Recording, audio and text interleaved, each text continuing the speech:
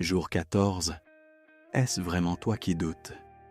Ou y a-t-il autre chose derrière? Notre combat n'est pas contre la chair et le sang. La Bible l'affirme très clairement. Notre plus grande bataille n'est pas contre les personnes, les relations, les finances, le travail, nos faiblesses personnelles ou les conflits politiques. Tout cela n'est que ce que nous pouvons voir. Le véritable combat se déroule dans le monde invisible, là où des forces spirituelles sont à l'œuvre. Lorsque tu as cru en Jésus-Christ, ton esprit est né du Saint-Esprit. Éphésiens 1:3 déclare que Dieu nous a bénis de toute bénédiction spirituelle dans les lieux célestes en Christ. Ton esprit est né de nouveau par le Saint-Esprit et a été uni à Christ. À cause de cette union, ces bénédictions t'appartiennent déjà et sont destinées à être vécues ici même sur la terre. Ce n'est ni de la pensée positive, ni un simple encouragement, c'est une réalité. Peut-être te dis-tu, pourtant, je ne le ressens pas vraiment. Peut-être fais-tu de grands efforts pour croire, essayant sans cesse de te convaincre. Mais laisse-moi te poser une question. Comment as-tu su que tu étais devenu un enfant de Dieu? Ce n'était pas forcément à cause d'un rêve ou d'une prophétie. Tu ne sais peut-être même pas l'expliquer. Pourtant, au plus profond de toi, il existe un endroit qui le sait. Cette certitude vient de ton esprit, né du Saint-Esprit. C'est cela, le véritable toi. Ces bénédictions n'ont pas été réservées à quelques personnes particulièrement spirituelles. Elles ont été données directement à ton esprit parce que tu es uni à Christ. Le problème n'est pas l'absence de bénédiction de Dieu. Le problème est que ton intelligence et tes émotions n'ont pas encore pleinement reconnu ce qui est déjà vrai dans ton esprit. Aucun contrôle mental, aucune discipline émotionnelle, aucun effort de développement personnel ou de maîtrise de soi ne peut résoudre complètement le problème du doute et de l'incrédulité présent dans notre chair déchue. T'es-tu déjà demandé, le Seigneur m'a-t-il vraiment appelé? Dieu m'a-t-il réellement choisi? Ces pensées surgissent-elles parfois discrètement en toi? Tu aimes Jésus, tu veux le suivre. Pourtant, as-tu déjà ressenti une étrange résistance intérieure?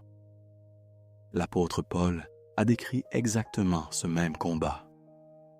Même après avoir vu le Christ ressuscité et marcher dans une onction extraordinaire, Paul comprenait qu'une autre puissance était à l'œuvre dans sa chair. Dans Romains 7, 22 à 23, il écrit « Je prends plaisir à la loi de Dieu dans mon être intérieur. Mais je vois dans mes membres une autre loi qui lutte contre celle de mon intelligence. » Et dans Romains 7, 20, il donne un nom à cette force intérieure, le péché. Imagine ceci, quelque chose semble anormal dans ton corps. Tu ne peux pas le voir à l'œil nu. Tu te rends donc à l'hôpital pour passer une radiographie. Soudain, l'appareil révèle une réalité physique cachée, totalement invisible de l'extérieur.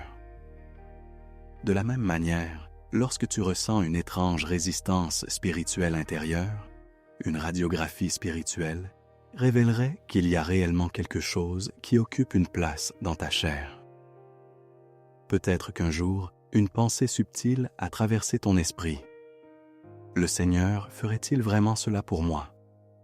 Ou cette promesse est-elle vraiment vraie? Tu l'as simplement ignorée. Mais lorsque cela se répète encore et encore, quelque chose commence à s'enraciner et à grandir sans que tu t'en rendes compte. Permets-moi de partager ma propre expérience. Honnêtement, je pensais que ma foi en Dieu était inébranlable. Je savais que mes péchés avaient été entièrement lavés par le sang de Jésus-Christ. Mais récemment, le Saint-Esprit m'a donné une vision. Dans cette vision, je voyais une branche sombre semblable à un arbre, s'étendant du côté gauche de mon cerveau jusqu'à mon corps. Elle semblait morte mais elle était fermement implantée en moi. Son nom était le doute. J'étais profondément gêné. Je me suis dit, comment est-ce possible? Ma foi est pourtant si forte. Mais en regardant en arrière, je me suis souvenu d'un moment précis où j'avais laissé entrer une petite hésitation concernant la bénédiction de Dieu dans un domaine de ma vie. J'avais légèrement remis Dieu en question, puis j'avais complètement oublié cet épisode. Parce que je l'avais ignoré au lieu de le confesser comme un péché, l'esprit de doute était entré, s'était caché dans ma chair et y était resté. C'était comme un léger rhume. Quelque chose était entré.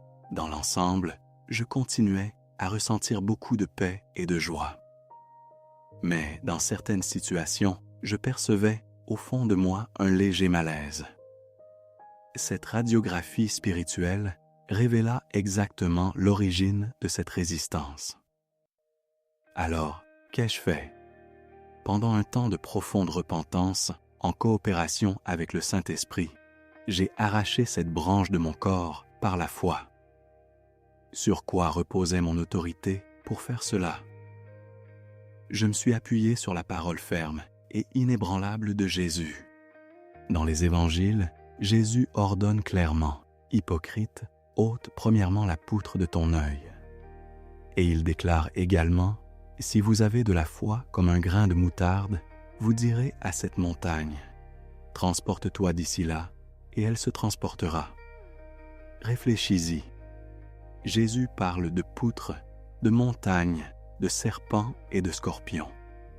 Dans Luc 10:19, il affirme « Je vous ai donné le pouvoir de marcher sur les serpents et les scorpions, et sur toute la puissance de l'ennemi. » Les serpents et les scorpions ne sont pas seulement des figures de style.